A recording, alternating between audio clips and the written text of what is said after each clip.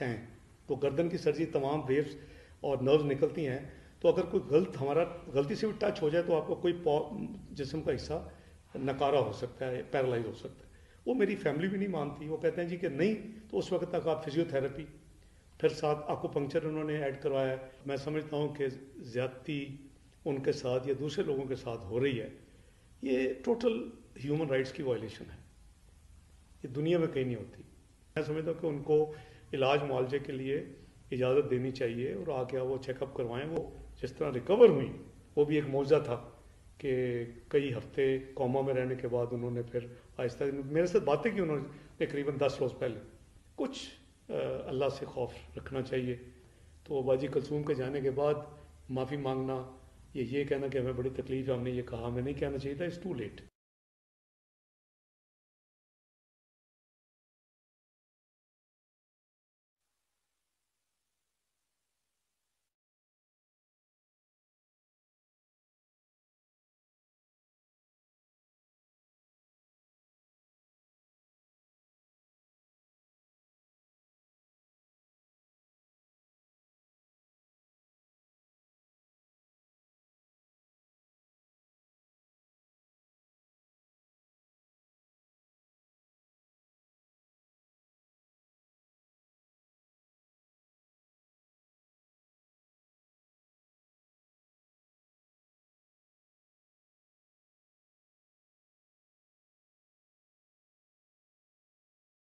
Return نہیں ہے، ہم ریکنسائل نہیں کر سکے، تو یار اتنا بڑا ظلم نہ کرو۔ تو ہماری تو جی انتقام کی جو سیاست ہے وہ بڑی ہی بھیانک ہے۔ میں تو وہ فرسٹ فائنانس منسٹر ہوں اللہ کے فضل و کرم سے جس نے پاکستان کو OECD کا ممبر بنایا ہے، جو ایک ملٹی لیٹرل ادارہ ہے، جو auto exchange of information tax چوری کو روکنے کے لیے بنا ہے۔ ہمارے قانون میں تبدیلی کرنی پڑی ہمیں انکم ٹیکس میں، ان کی ریکوائرمنٹ کے مطابق 2016 کے فائنانس بجٹ میں آپ دیکھیں کہ ڈیم کیا 8 ارب سے بنتا ہے کسی ملک میں، یہ ڈیم 1500 ارب چاہیے جو آپ کو دیامر بادشاہ 101 ارب جو پاکستان ایز اے کنٹری کی بات کر رہا ہوں، ساورن ملک ہے، 101 ارب اس ملک نے 2 بجٹ کے ذریعے میں نے 101 ارب دیا ہے 16-17 کے بجٹ میں، 15-16-17 کے بجٹوں میں، جس سے زمین خریدی جا چکی ہے۔ ہم نے اسکول ادارے یا خیراتی ادارے نہیں چلانے، ملک کی ایک اپنی ڈگنیٹی گریس ہوتی ہے، وہ چندوں سے نہیں چلتے،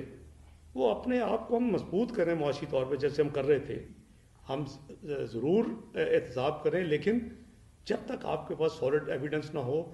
آپ میاں شہباز شریف کا اگر آپ کے پاس سالڈ ایویڈنس تھا تو آپ کو اس وقت ہاتھ ڈالنا چاہیے تھا جب ہوتا۔ اب آپ نے دیکھا کہ کورٹ نے ان کو جوڈیشل ریمانڈ پہ بھیج دیا، ان کا کوئی ان کے خلاف کیس نہیں۔ میری صحت جو ہے وہ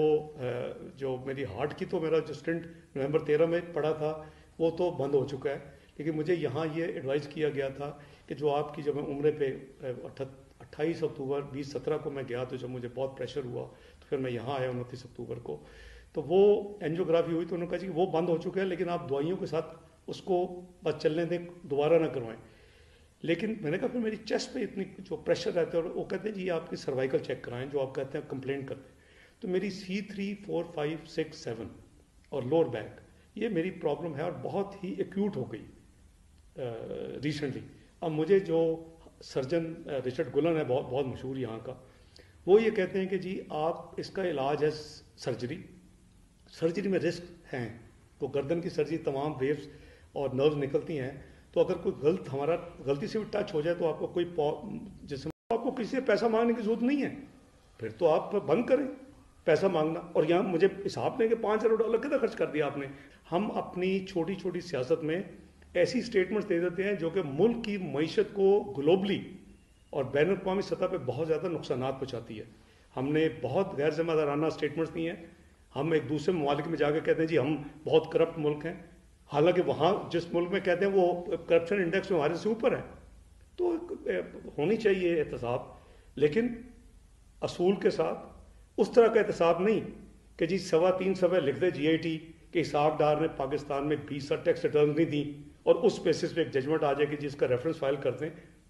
میں نے تو کبھی 20 دن ریٹرن ڈیلے نہیں کی۔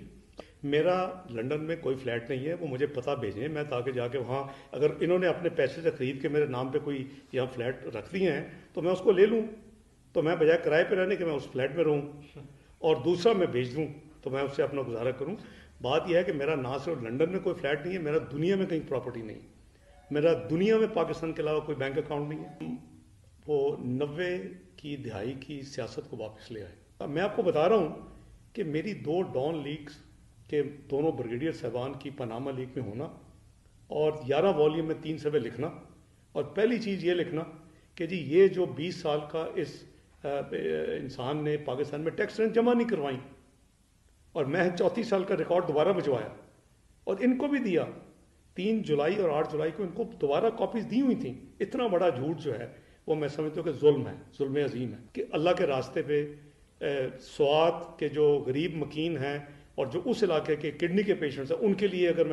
میں نے اپنے حلال کی کمائی سے 5 کروڑ کا چندہ دیا ہے، اگر میں نے سلاب زدگان کے لیے 2 کروڑ کا چندہ دیا ہے، اگر میں نے ہجویری ٹرسٹ ہجویری فاؤنڈیشن جہاں 250 یتیم بچے آج اپنے پاؤں پہ کھڑے ہو چکے ہیں اور 92 کے قریب ابھی بھی ہیں، تو اور 5000 لوگوں کو سالانہ راشن ملتا ہے، چیزیں ملتی ہیں، تعلیم ملتی ہے، تو مجھے تو اللہ تعالیٰ کی خوشنودی کے لیے میں نے کیا اور اپنی حق حلال. تو اس کو کہنا کہ یہ شاید ٹیکس چوری ہوگا، پرزمپشن کیا ہے 20 سال کی ریٹرنیں نہیں ہیں، ہم ریکنسائل نہیں کر سکے. یار اتنا بڑا ظلم نہ کرو. تو ہماری تو جی انتقام